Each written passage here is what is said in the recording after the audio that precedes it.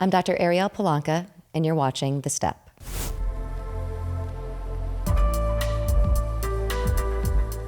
Well, hi, Dr. Gross. Welcome to The Step. Well, thank you very much, Dr. Palanca. I'm excited to be talking to you today. I am so happy to have you here. In full disclosure to our viewers and listeners, Dr. Gross is one of my closest friends. We met interviewing for residency back in 2008, and I had the pleasure of attending his wedding in Oaxaca just a few months ago. So today we're going to be talking about, I'm actually really excited about this topic. We're going to be talking about kind of how to incorporate new and innovative technology into your practice when you are already a practicing orthopedic surgeon. And I think that this is a good topic because everyone has a different philosophy about it. So first and foremost, why did you pick this topic? Why do you want to speak about this today? I always found it interesting because, we tell our residents or fellows like, oh yeah, the things that you're learning right now, half of which you'll be doing in 10 years. And I'm 10 years in, you're 10 years in, and I'm like, oh my God, like, my old attendings were right. I'm not doing mostly anything what I learned 10 years ago, which I thought to be the gold standard. So I'm like, well, this would be interesting to talk about because we're at the similar career paths. And also same career timeline. So I figured we may as well talk about how to teach old dog new tricks, or like middle-aged dogs new tricks. Middle aged. Don't call me old just yet. Let's go middle aged. Yeah, I mean, I think, right out of fellowship, your first couple years of being on your own as an attending, you're doing what you did in fellowship and in residency, and you're kind of doing it by the book, and that's how you taught, and that's how you're going to be doing it. And then all of a sudden, you're finding out other people are doing things different ways, and you're wondering, how do I safely incorporate these things into my practice, and should I? And those are big questions. So those are big questions to be asked. What was like the first big new technology? What was a big first shift that you made? So it really was minimally invasive surgery all, 10 years ago. So um, I really never was trained on it. None of my attendings at Duke were doing it at the time. It wasn't really on the horizon until maybe like a year or two after we graduated from fellowship. So, here I am. I'm like, oh my God, this is going to change how we practice certain parts of orthopedic surgery. How are we going to learn how to do this? And I was really puzzled, and I found myself just really asking my old attendings like how to do it. They're like, well, just go to a course, learn how to do it, practice on cadavers. And it's for the first time you're practicing without any instructions from your instructors because they're learning at the same time you are. And it was daunting at first. I'm not going to lie. Yep. And are you still doing that? Are you doing minimally invasive surgery now? Yeah, yeah. I mean, I Yeah. try to incorporate it as much into my practice as possible. You know, certain things like calcosteotomy, something very simple to practice on, bunions and things like that. And everyone, has their own method of doing their minimally invasive bunions. But now I'm doing, minimally invasive hammer toes, DMMOs. Two cases this week. I'm doing Charcot reconstruction entirely with a 3 millimeter burr. And so never in a million years would I find myself doing Charcot reconstructions, with an MIS box in the room. I thought that would be the last thing I'd ever want to see. And it's really incredible how, such a small incision and such powerful, technology behind it, and you can really accomplish a heck of a lot. I mean, even hindfoot reconstructions you can do now. Yeah. Yeah. I still remember my first MIS bunion, and I had gone to two courses. I told my patient it was my first one. And I felt like the need to kind of come up front about it. I said, I've done two courses. I feel very comfortable, very confident, but this will be my first one. And she was excited. She felt like she was like on my team. She felt like she was going to be, I was like, you can put a talk, give a talk about me and we could do this together. And she was on board with it. And I scheduled it my last case of the day at my surgery center. So I didn't feel any pressure. So I could take my time and just, I booked it for 2 hours. It did not take me 2 hours, but I think that there are ways to really think about it and do it safely and effectively. But you do need to prepare and you need to think about it and not just, rush into these things. I think you're absolutely right, and preparing yourself is obviously the most important thing. And as many cadavers or sawbones as you can get in your hands on. I think two is a really good number because one course you're like, okay, now I'm understanding the concept, and then you're thinking about how to incorporate it into your practice. And then you do that second course and you're like, okay, this is how I'm going to execute X, Y, Z. And then you go into surgical planning, and that's a little bit more interesting because um, I like to be efficient. I like to be safe. But with these cases, you're absolutely right. I doubled the amount of time that I would normally think about doing this. And I just wanted zero pressure whatsoever. And like you said, having patient buy-in is key. I'm like, okay, so I'm doing this for the first couple of times. Granted, you're probably the first one, and you make them feel special about being part of the process. But also like, hey, you're going to be the first one in South Carolina to get this kind of a treatment, and very few people in the country and world are doing this right now.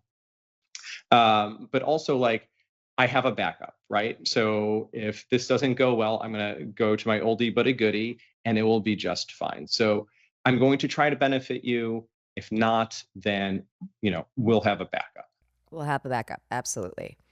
And where would you put yourself on the spectrum? Do you think that you're an early adopter of new technologies? Do you think you're middle of the road? Do you think you're a late adopter? Where would you put yourself? I'd like to assess most technologies very early on. I mean, I scour LinkedIn maybe once a week to look for emerging technologies. And if I see something very interesting, I want all the information. I want a surgery brochure. Um, but there are certain companies that I know that put out high quality products. And so when I had the chance to try, a Dynanail Mini or the hybrid in the lab setting, I'm like, boom, sign me up. I trust your night and all technology. I love it. I want to be an early adopter, and you know, with products that you can trust and companies you can trust, I'm a little bit more gung ho about being the first or the first couple to try the technology. But with smaller companies that don't have that much of a track record, I'm a little bit more hesitant, and I want to get a little bit more information about like patient outcomes, how the surgeons thought it went, because essentially those surgeons are beta testers, right? And beta testers are just the poor blokes that have to figure out what's going wrong, and then they report back to the small company, and then they kind of iterate and go from there, and that's fine, and I appreciate that, but I want to keep my patients safe, and again, do things efficiently. I'll let other people beta test for unknown technology, and then I'm going to really, really try to aggressively use that in my practice if the initial outcomes look favorable. Yeah, that makes a lot of sense. Obviously, company reputation standing means a lot. I find that too, it's also for those indications where you don't have a good answer. If you currently don't have a good solution or a good surgical technique for something, and or you're not happy with your results, I find that I'm going to be a little earlier to adopt a new technology because I'm not happy with what I'm doing currently. So that might push me one way or another to be a little bit earlier for an adoption of a new technique or a new technology. No, you're absolutely right. So, for instance, limb salvage cases and doing, big limb reconstructions, I'm going to use whatever is available to me and whatever is newest on the market that can potentially benefit my patients, because it's that, or, the end result of me not using something is catastrophic. I consider it a compassionate use. And I do fully inform my patients like, hey, this is a bad situation. We're in a bad situation, but we're going to go through this together. This is what I'm going to use, and this is why I'm going to use it. Are you cool with that? Otherwise, here are alternatives. They don't sound great, but these are they. Yeah, if the alternative is an amputation, usually the patient's going to be on board with trying something a little experimental. Yeah. And you're in a teaching institution, so you have residents and you have a fellow. Do you find that like encourages you in one way or the other to adopt new technologies or to kind of be a little bit more progressive? So yes and no. So it's a double-edged sword, because on one hand, when with my fellowship and with the residents, and we have a lot of residents that go in foot and ankle, and you've met them. I want to show them why what we do is exciting, like why I love going into the operating room and 10 hours later I emerge exhausted but rewarded, right? And so that's where kind of the newer technology comes in. Something fun and cool to show them is always going to garner interest. But on the other hand, I technically work for a state institution, and that has its own limitations of what we can and cannot get approved. And you know, I have seen an evolution in the hospital taking back, I guess, surgeon autonomy in terms of what we're allowed to choose. I mean, before we'd be allowed to trial something 3 times before submitting it to the committee to get it approved, right? I think that is completely reasonable. Hey, I want to try something. I want to try it 3 times. If it sucks, I'm not going to use it. Or if like it's way too expensive and I can do just as fine with something else, I'm not going to use it. But now they have you go through this committee process where you have to get everything approved before you even try it, and I think it's kind of asinine. And I think a lot of insurance companies are doing this to us, and hospital administrations are doing this to us, and taking away the autonomy. Again, I digress, but technology needs to be utilized in its most extreme circumstances. So the patient that is sick, that is challenging what is currently being used, Sorry, there's nothing to repeat. what's not being used. So that being said, let's let's break it down with the residents and fellows, see what they're interested in, and see if we can if there's something else to iterate on or try something new. And what do you think that resistance is from the hospital? Do you think it's from just money reasons? Do you think it's compliance reasons, or just mainly fiscal? Oh, it's 100% fiscal. I mean, Yeah. I asked to get some kind of bacterial wash, approved, and it has, 20 times the killing power as XYZ and lasts for this amount of time longer. And they're like, yeah, but it's $100 more expensive than what we're already using. And I'm like, so you're telling me there is a price on someone's leg, and then ultimately, because if they lose their leg, they're losing their life, 5 years down the line if they're sick enough. I'm asking them to quantify a human's life, and they were very happy to. Yeah, It's very very interesting. it is indeed. Give me an example of a time that you adopted a technology and you have now abandoned that technology. I think you gave a couple good talks on it pretty early on. I did Um, indeed. our little jelly bean in the first MTP joint. Yeah. Uh, Yep. that that was interesting, and I hit that hard, and I was aggressive with its use, and I tried to push the indications, and then when I'm like, okay, this is not going well, I used your put the screw behind the jelly bean technique, and try to put bone graft behind it to prevent subsidence, and nothing I can do to make it I could get it to make it work as good as the literature suggests that it should. And I felt like a fool because everyone else was having the same issues with this. A year or two later, as we're all talking at these meetings, and which is why meetings are important, of how this thing could certainly fail so spectacularly, despite the evidence behind it. And, and yeah, I had some talks on it. And that one really got me because I waited. I waited till the 5-year data. I didn't do even wait till the 2-year data. I waited till the 5-year data. And I still got, pretty hosed on that one too. Now, what I still felt good about that is the fact that the salvage procedure was a good procedure. And I think that's something that's really important to talk about too. It's like, what happens if this goes wrong? If you're using a new total anchor replacement and that new total anchor replacement is a dud, well, you're up a creek, right? But if you're putting, as you so nicely stated, a jelly bean in a first MTPJ and it doesn't work out, well, you're looking at a fusion, which you were looking at before anyway. So I think that the salvage procedure or your backup is also just a really important thing to keep in mind. Yeah, I try to.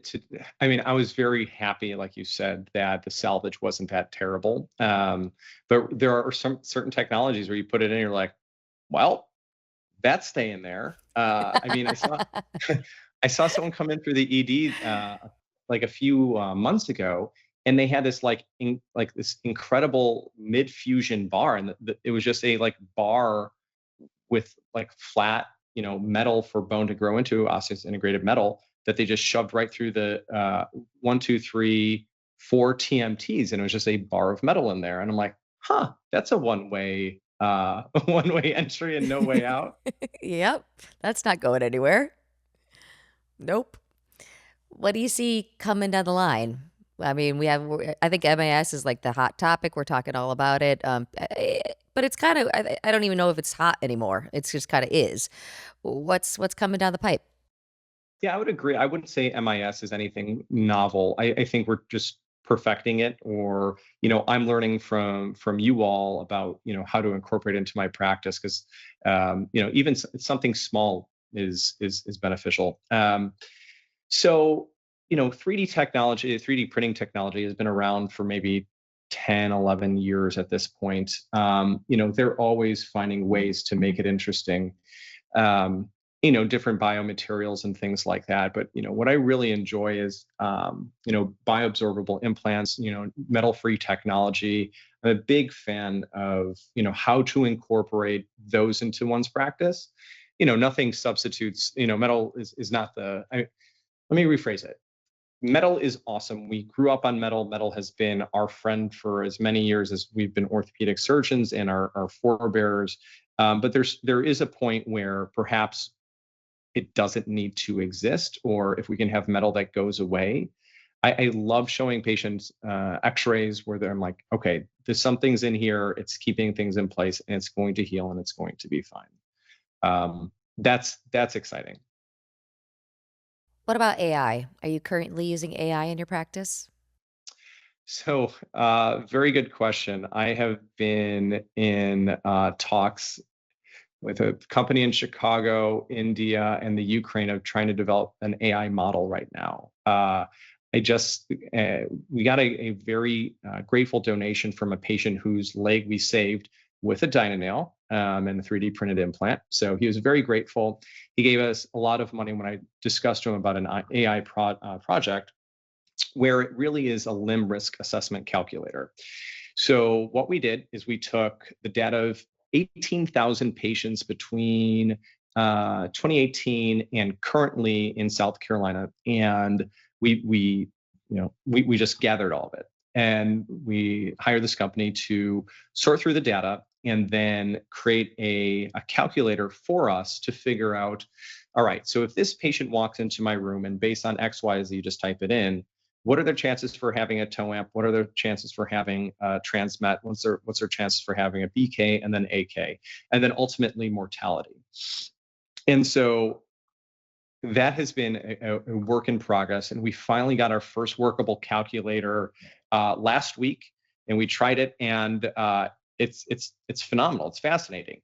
I mean, it's its first iteration of I assume many, but this is one of the things where I think AI can certainly make a difference in terms of outcome prediction, right? And so Pearl Diver does a decent job, and TriNetX, and we have all these large or large databases that we can tap into, and then we use basic statistics to try to extract it. And I'm using statistics from like college students, or like people that have a rudimentary not even a PhD in stats, to figure this out. And this is what we're publishing. But here we are to have a large language model really refine outcomes.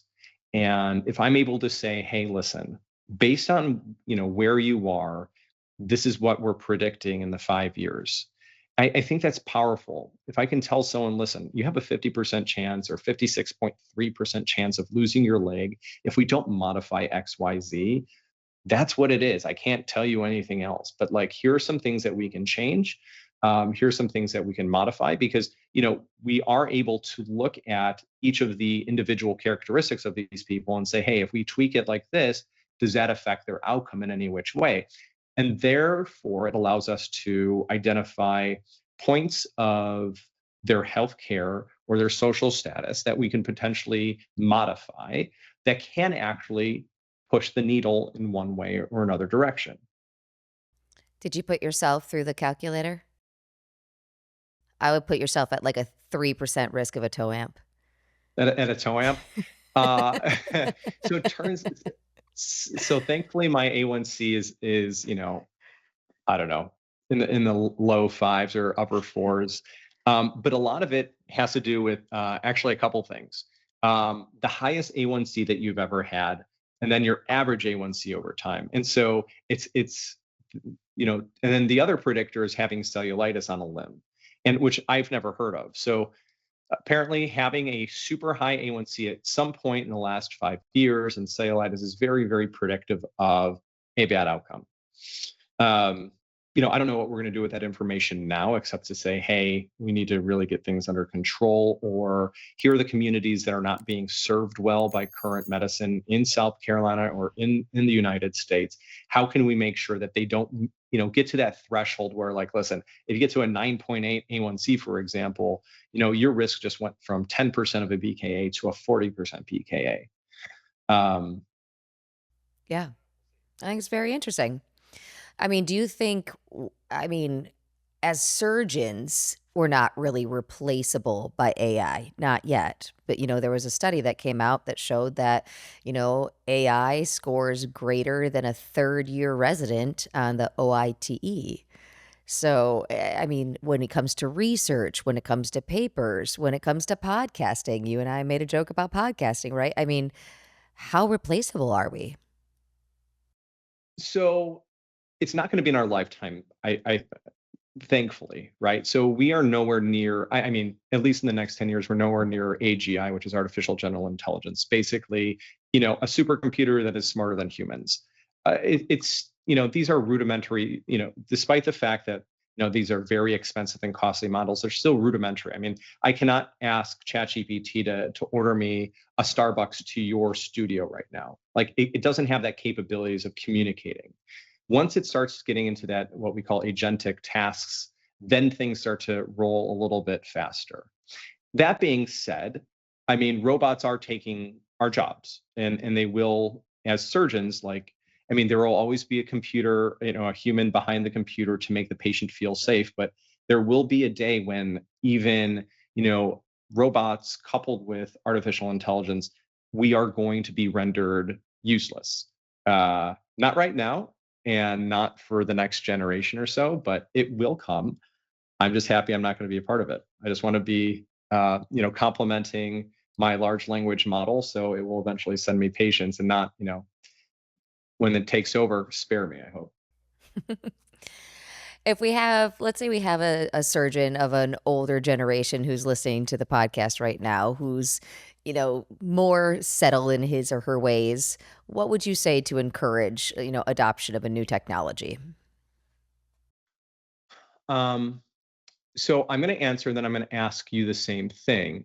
Um, I think the important thing is, so what are like three pain points in your life with surgery? Where do you think the technology fails?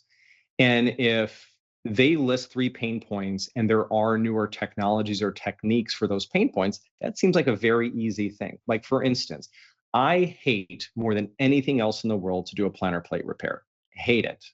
I can do it and I do it. Um, the problem is, they get stiff, they don't like it, they develop arthritis, we overstrain the joint. Uh, it- you know, I hate doing it. And if someone's in 10 years telling me, hey, man, there's a better technology to do this for you, it doesn't overly constrain the joint, patients are happy with the stability, not at the cost of stiffness, sign me up.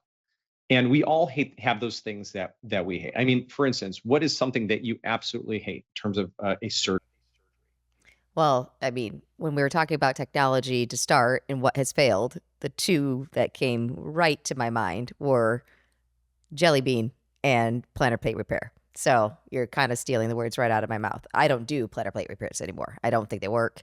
My patients are. I'm miserable, and my patient's miserable. So if there's two miseries, it's out of my practice. So I don't do it at all. So yeah, that's just not even. I don't even do it. You know what? I'll just go back. I will go to I will say it right now. I still do not know how to reliably fix a hammer toe. And I don't know how we as orthopedic surgeons still don't know how to reliably and consistently fix hammer toes. And it's just true. And it's just true. And anyone that says otherwise, anyone that says that you could take a patient to the operating room and 10 out of 10 fix all 10 toes and that they all are going to come out perfectly and you and the patient are going to be happy, you are a liar. So that is what I'll go to my grave. I will go stand on my stake and I will say that. There is one particular office location that I have where, hammer toes and cosmesis certainly is a bigger priority. And, I'll be at the end of the day and, I'll, you can have a million things go right and one thing of a patient like, hey, it's off by a millimeter, or, that the toe is, slightly elevated. In the grand scheme of things, it makes no difference. Biomechanically, they're fine. They're stable. It doesn't, I mean, they think it looks stupid. It doesn't look stupid. But no matter how good of a surgeon you think you are, it's an elusive hammer toe that a patient just absolutely hates, and she will or he will not like any of your work, or just it just Humbling. you have a $35 K wire which does just as good as an $1,100 implant, and you're absolutely right. We have no freaking clue who's going to love it, who's going to hate it. You can have the worst surgery ever, and the person comes out like, I love what you did, thank you so much. Or you can think of yourself as the best surgeon in the world. Oh my God, I just did 4 MIS hammer toes on this patient. They look awesome. And then they come back, they're like, I hate it. It looks Yep. stupid. I hate it. I have some pain in the third toe, and my fourth toe is deviated, by zero point 0.1 degree. By zero point 0.1 degree. Yep. And so it's either patient or it's you or it's a mixture of both. But yes, the hammer toe is my pain point. But I feel the same way. If there was a surgeon listening that just, was a little the more, the latter side or the more hesitant side to adopt, newer technologies into his or her practice, it's the pain points on both sides. It's either your pain point, as in there is a surgical technique that I just don't like to do, or I don't feel comfortable with, or I'm not reliable with, or I'm not good at, or a result. I'm not getting a consistent or reliably good result from the surgical technique. Those are just no brainers. Those are no brainers that you should seek out other ways to do that.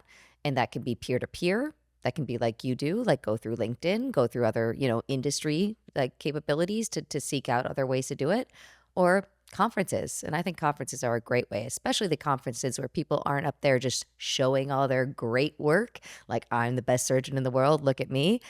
The real conferences where it's like, hey, this is kind of some of the ways that I failed, and these are the ways that I found myself to get myself out of those failures and to finally find achievement, because that's the way that we actually learn in that kind of peer-to-peer environment.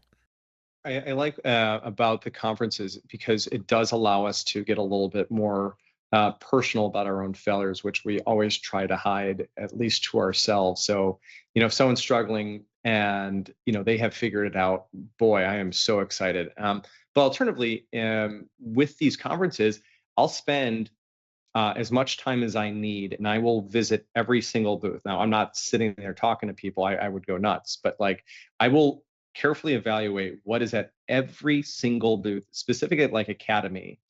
And what's interesting for the joint surgeons or for the tissue augmentation rotator cuff surgeons, I'm like, well, how am I going to apply that to foot and ankle? And I always find that more interesting to see how other specialties, how their solutions can be applied to what we are doing. And I do the same thing with research, to be fair. I mean, I will go sit in on, like, if I have nothing to do at Academy, I will go sit in on a knee a total knee session, and I will learn, like, how can we do something better? Like, granted, they have a registry, and that will be an enormous undertaking because there absolutely needs to be a registry for what we, 100%. Yes. um, but I want to learn from other industries within orthopedics to see how we can bring it to the little foot and ankle people. Hey, we're not little. We can play with the big boys. Well, yeah. Well, on that note, I think we should wrap up. I will see you in Savannah. We can go look at some different booths and come up with some new research ideas. But I honestly, truly, truly, truly thank you so much for joining us today. I really appreciate it. And good And luck with this calculator. I'm really thank excited to you see so where this much. goes. all of our viewers and listeners, thank you so much for joining us, and we look forward to the next time.